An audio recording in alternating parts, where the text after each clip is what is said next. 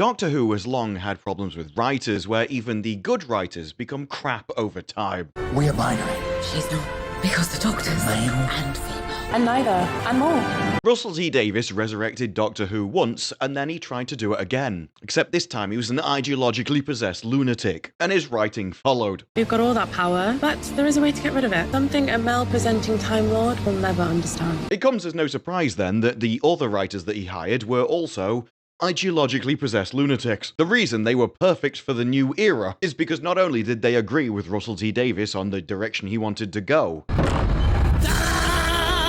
but they were also awful enough to make him look good.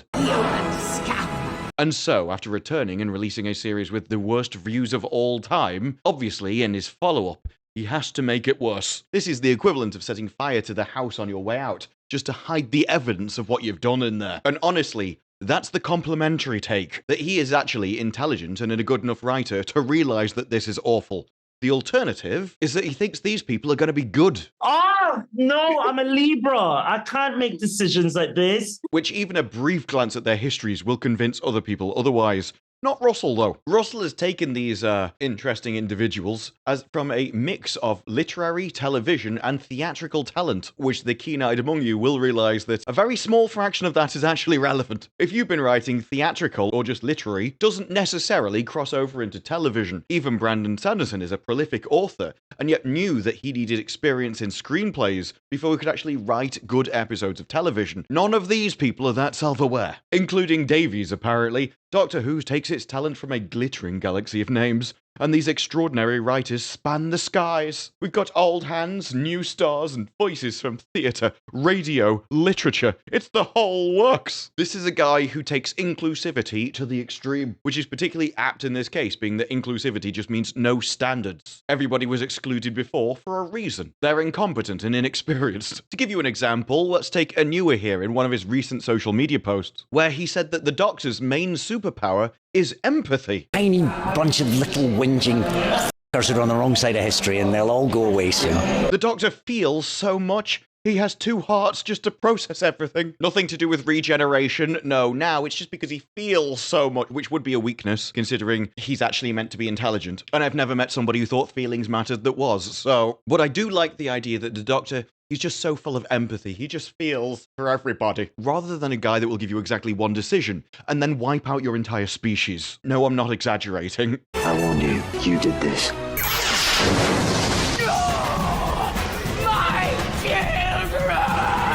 The Doctor's main superpower is empathy. My children! Doctor! You can stop now! Empathy. There's even a later story where if Donna was there, he was just going to stand there and watch it happen to them until he died himself. And this is far from a one-off. He also talks about how the Doctor was a displaced refugee from a war-torn planet. I'm sorry. As he mentions war-torn, I'm assuming he means modern Who. But he seems to be forgetting he wasn't a refugee at that time, as he just burned his entire species and the Daleks. Rid the universe of your filth! Why don't you just die? It wasn't war-torn. It was time-locked. And he did it. You would make a good Dalek. I'm not even sure you can seek refuge from the consequences of your own actions. Oh, empathy is his superpower. But there's so much more to come about Inua and the rest of the writers, because it's not just Inua that's been hired for this. There are 4 new writers and, well, it's a cavalcade of crap. Yet if you've seen any of Russell Davies' recent Doctor Who, it will be exactly what you're expecting. Welcome. Juno Dawson, Inua Ellams, Pete McTighe, and Sharma Angel-Walfall. Now, one of these writers does have quite a lot of experience. Can you guess which one it is? The other 3 are indeed inclusive hiring practices, with everything the name inclusive entails. Take Juno, for instance. You stupid woman with your weird child! As you can see, a massive amount of experience in the writing industry, as they have done 4 episodes of television since 2017. That's 8 years ago if you want to feel old. I don't know about you good people, but 1 episode of television every 2 years, that sounds like a professional writer to me. And then 8 episodes of a podcast. And let's face it, if you want to count podcasts as experience for being in Doctor Who, 99% of YouTube has more experience. Also, they've been embroiled in some controversy over their previous books that they've written, including this book, which has actually been banned in the United States. I remember when Davies came back and they were making deals with Disney that they would turn Doctor Who into something that was far less British. Which they did, but it turns out not to be through Disney's influence. I feel like history is on a progressive trajectory. If anything, they seem to have gone the other way round if they're employing people who write books which are banned in America. Although the thing is, it's not hard to see why when you write a kid's book which is designed for that, including chapters on nesting, which includes both relationships and just getting with anything in sight. And the controversy was all because it was aimed at kids. It even included diagrams. At this point, you can kind of understand why it got banned in the first place. Russel T Davies, never scared of controversy or pushing boundaries. It just feels like he's always pushing the wrong boundaries. He's a rebel that's never found a good cause, just horrific ones. It's not even just controversy that is the problem with Juno, though. As you can see from their own comments, I started watching Doctor Who with my grandma when I was 10. I went from writing fan fiction for an audience of 1. You all know what kind of fan fiction. Yeah, they were 10, but that other book was aimed at 10-year-olds, so I don't think that'd stop it. At one point, it was a meme that this TV show is written like fan fiction. It turns out, no, we just hire fan fiction writers. As at this point, judging by their IMDb page, the fan fiction writing will make up the bulk of the experience in writing television at all. Stay crisp and juicy. Next up, we have Inua, a Nigerian poet and playwright. If you're thinking, that doesn't sound like he writes for television, you'd be correct. I mean, look, I too have been at a restaurant and just started doodling down some notes on the back of a napkin at times. I'm easily bored, but I wouldn't expect to get hired to write Doctor Who either. I am by no means an expert in Doctor Who, but if people were worried about Disney making Doctor Who not British, this probably isn't going to help. As from his IMDb page, you can see that his experience, not exactly massive, with 2 episodes of television since 2016. That's 9 years if you want to feel old. 1 episode of television every 4.5 years is an interesting qualification to become a Doctor Who writer. Although I should note for anyone listening, he did also make 2 videos in those 9 years as well, which once again means I've got more experience than him, but he writes them and I improv, if that makes it any better. Not sure it does. So if he doesn't have any experience with actually the job that he's about to take on, what did indeed get him hired? Well, he said he's been a fan of Doctor Who since he was 10 in Nigeria. The show invited him to dream, to live beyond his reality. I'm not sure that needing to watch a television show to understand that you've got an imagination is necessarily a good qualification. You two are a lot alike. You're both literal geniuses. I would appreciate writers that were intelligent enough to realize that on their own. What is this image in my head? I can think of an apple and turn it around. That's unusual. But I'm also not even sure if that's true, because Inua does have a website where he describes himself as a cross-disciplinary artist, an internationally touring performer, poet, playwright, screenwriter, graphic artist, and designer. This guy can do it all. He's the whole package. Or they're just crap at everything. People who have 20 different jobs because they got fired at all of them and couldn't turn them into a career. But maybe I'm being unkind because he does have some experience in this regard. For instance, you can actually commission a poem off him, for which he will charge you between £50 and £10,000. That's nearly $12,500 for the people over in America. Now, the thing that hits me most about this is that is one hell of a price difference. I know he talks about he ranges from haiku to sonnet to ballad to epic. He has a wealth of experience to draw from. He lives in Slough. You couldn't imagine the horrors that he's seen. You think California is bad. In Slough, everyone's just grateful to go to bed at the end of the day. Not because they get to sleep, but because it means they manage to get through another day without jumping off a bridge. But despite the complication between haiku and epic, he has had some relatively prestigious clients, including Good Magazine, Louis Vuitton, Radio 4, Tate Modern, BBC Politics Show, the South Bank Centre, and the Houses of Parliament. So while some may say this massive difference in price range could just be down to the complication of the poem, I can't help thinking it might just depend who you are. You're broke, you look like you've got money. Yeah, that's going to be 20 grand, mate. No, for a haiku, do you want to pay another grand for speedy delivery? Because I'm pretty sure I can knock one of those out in 30 seconds. What is it you like? Nuts. It does mean, though, that Inua's talent, experience, English grift, as it isn't actually in television. Obviously, he must have some kind of writing experience in his poetry, which Davies must have read and thought, this is gold. I can't help wondering if it was this. A title which I'm not even sure if I can say on YouTube. It is just 13 fairy and then the Spanish for black tails. And if I was just going off English rules, I would say this without a second thought. I'm not sure though if this is a problem in America, which is where YouTube gets its rules, and so I'm just going to leave it there. It does raise the question though, isn't this just every episode with Ncuti Gatwa? Maybe this is the perfect experience after all, as this isn't even a book of poetry. No, it's a vibrant pamphlet. It's written in a language scooped directly from a paintbrush. Well, I'm sold. You can write whatever, mate. Do you know what language is scooped from a paintbrush? It's almost worth buying just to find that out, isn't it? Maybe he's like Tolkien and he invented his own. We could be looking at the next writer of Lord of the Rings. Get him on Rings of Power Season 3, stat. Go back to your hill and be buried!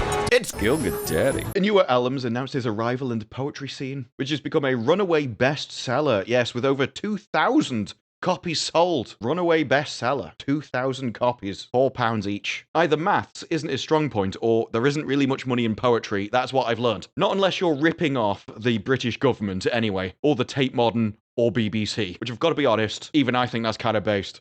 You can walk into the Tate Modern any day of the week. They're used to getting ripped off, believe me. It's almost like they do it deliberately. But after saying that this is a language scooped directly from a paintbrush, he then repeats just 2 lines down. This is written in a language that has roots in Keats. Yes, in such a short paragraph, we've got, in a language, this is written in a language. Not giving me high hopes for his literary talent, I've got to be honest. I'm assuming he did write this. This is written in a language which has roots in Keats. You mean what? English. The English language comes from a paintbrush. It has hip-hop rhymes. The earliest surviving evidence of rhyming poetry is from Shi Jing in the 10th century BCE. Rhyme is also occasionally used in the Bible. Nah, bruv, it rhymes, so that must be hip-hop in it. And Shakespearean narrative. This pamphlet is Keats, hip-hop, and Shakespeare, all wrapped into one. I have a feeling that if you tried to digest this poetry, it would go through you faster than Taco Bell. But don't worry, you too can write a pamphlet, become a 2,000 sale bestseller, and start writing on Doctor Who with no experience. Personally, I have faith that this British institution is in good hands. And I mean, hey, he's got to be better than Sharma Walfall. I mean, she's known for, Hollyoaks in 1995. I mean, I'm convinced. Yeah, she wrote Hollyoaks for, 1 episode in 2017 for, once again, 4 episodes in the last 8 years. I'm not sure what this writing 1 episode of television every 2 years experience level is for this series of Doctor Who, but it seems to be a running trend. Maybe if you write more than this, you have to get paid more and they can't afford it. I don't know. Her other experience includes an actress in Coronation Street where she got to play Prisoner 2. Personally, wouldn't have done that myself. Seems a bit blunt and on the nose. Mind you, Inua doesn't have a problem with that. He actually offers workshops where he goes stereotypes aren't actually bad, which I thought was based. Presumably, he'd be all for this one, given that statement. So Sharma, yet again, through her massive experience of acting as a prisoner, I have faith that Doctor Who is once again in good hands and will remain the British institution which has been inspired by our ancient heritage that it's always been. And then we have Peak McTighe, the standout of the 4, and you kind of think, hang on, look, you seem out of place in this lineup, mate. You don't really scream inclusivity, and so how did you end up getting a job? Well, it seems that it's because he's quite frankly an ideological lunatic himself. Exactly what you needed, the lost king who could ride you to victory. I mean, he's got experience for a start, 33 previous writing things. You seem a bit overqualified for writing a TV show, judging by everybody else's history, mate. Yours goes back to 2011, and you've been writing 2, 110, 101, 10. Admittedly, some of these are soap operas, but he also wrote 27 episodes of Wentworth, and Wentworth was awesome. So it proves that there is some talent there. I mean, it doesn't seem to show itself when he writes Doctor Who, but he does seem to have talent somewhere. Maybe it's because Wentworth was at a women's prison, and so he didn't really have to crowbar ideology in there, as the degeneracy is already built into the fact that they're in prison. And besides, if you want a romance story in a women's prison, basically everyone's up for that. It's the one element of progressivism I think everybody can get behind. But he did, before that, write 2 episodes of Doctor Who, those being Kablam and Praxius, both of which in the Whittaker era. Was he just hamstrung by Whittaker as the Doctor, or his more ideological leanings. Well, he was, at one point, suggested as a possible successor to Chris Chibnall, which, as the BBC has been getting progressively worse and worse and worse over time, at this point it's a compliment if the BBC hates you, rather than recommended you to follow up anybody. And in 2013, he made a series of tweets criticising Stephen Moffat, which is weird because in 2013 it was when he was still good. Whereas if he made those tweets now, I would have entirely agreed with him. I don't know what's happened to Moffat, but it seems like his talent has been sucked out of him through a straw. Or somewhere else, I'm not sure. There's been a lot of jokes about how in the entertainment industry, some people sleep with others in order to, I don't know, maybe to think the talent will rub off on them or they can sock it out of them. But at this point, as many of the good writers have turned crap, I'm beginning to be convinced that that's possible. Look, the talent's gone somewhere. And as the first law of thermodynamics is that energy cannot be created or destroyed, I can only assume that the talent did get transferred into another person. But these were the tweets that were sent. They'd say, oh yeah, you and me writing for the show, yep. Although, if you mean the other thing, he can't be hanging around for much longer, surely. All of these things would be great if Moffat didn't hang around for much longer. Now, the Reddit post itself says he's deleted his tweets, but the other half are still there, while now none of them are there. It seems that when you get hired to write on Doctor Who, you should probably stop bitching about other people that wrote before, especially if those old showrunners are still writing for them. Professionalism in entertainment. Who would have expected that? You are disgusting. It was worth also noting that this writer is also doing the spin-off for Doctor Who, so we'll get a taste of the quality of this show and what it'll be. Based around UNIT, he will be writing it with Davies, and it will be based around a species that lives beneath the oceans. They wake up, see what humans have done to the oceans and what they've put in it, that humans have wrecked the ocean, and just start a war on an epic scale. Davies and McTighe are writing a series where its main inspiration seems to be polluting the oceans. It seems a bit on the nose to me. Doesn't exactly give me high hopes for any of his writing or the future series. Now we've got a message, and that message is, you're all going to die! Better clean up those microplastics. Oh, so no, I don't have any faith in the new writers for Doctor Who. Not to fix it, anyway. But I do trust them to buffer Davies's legacy. Sources have already been telling Deadline that the ratings are a problem for his last season. Davies can talk all they want about young viewers, but they're still down from the specials and down from Jodie Whittaker's series. I imagine serious conversations are happening. Disney will want to see results. And even Parrot Analytics put Doctor Who behind the most in-demand series of The Simpsons and the Star Wars offshoots, which flopped. And I think that Davies knows that he can't get those people back. Not by writing the shows that he actually wants to write, but what he can do is buffer his legacy, his reputation, by hiring people that are worse. The last series proved that this ideology will stop people watching. And so if you just put in more diversity hires, more inclusion, more people which are fully ingrained in the BBC, like McTighe, true believers of the BBC's mission, then you will scare off even more people. You will make even worse episodes than the literally worst season of Doctor Who I've ever seen, which was the last one. But that won't save Doctor Who, but it will mean the next series gets even lower views than the low ones before. And so he can make the argument, well, it wasn't my fault. The viewers just don't like Doctor Who anymore. Yes, we know. We know everything. Thanks. And you know nothing. Yes, I may have written the majority of that series, but the next series wasn't written by me, and it still died. It essentially takes responsibility and spreads it out over more people, so not one particular person is to blame. Instead, the audience is. They just don't like Doctor Who anymore, and therefore it's the series problem. The IP is just deficient now, rather than it being the fault of the writers who burnt it to the ground. Because that is how I see hiring these writers. With no experience, just inclusion points. You are burning the house down to hide the evidence. Burning the IP down to hide the evidence of what you did to it. Davies and Tennant could have revived and resurrected Doctor Who. Instead, they treated it like a vampiric corpse and drove a stake through its heart. And now it feels like we're just watching the flies be attracted to the rotting corpse. The vultures that just want to consume the last vestiges of life for their own benefit at the cost of something that used to be great, alive, contributed something to the world and brought pleasure to the people in it. Whereas now, it's just a bony husk being pecked at by people that, quite frankly, couldn't hope to replicate something like that